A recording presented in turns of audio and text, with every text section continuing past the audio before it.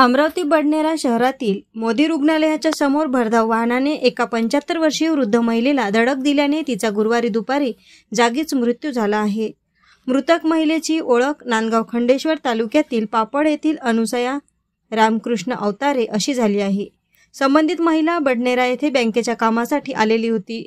मृतक महिलेच्या जवळ बँकेचे पासबुक आढळून आले, त्यावरून ही ओळख करण्यात आली। दरम्यान या अपघातानंतर बडनेरा पोलिसांनी पंचनामा करीत मृतदेह शवविच्छेदनासाठी पाठविला आहे। घटनास्थळाचे सीसीटीव्ही फुटेज तपासण्यात येत आहेत, त्यावरून आरोपी वाहन चालकाचा शोध पोलीस घेत आहेत। बडनेरा बस डेपो समोरच ही घटना झाल्याने काही काळासाठी वाहतूक विस्कळीत झाली होती। बडनेरा शहरामध्ये 6 वाहतूक कर्मचाऱ्यांची नेमणूक करण्यात आली आहे।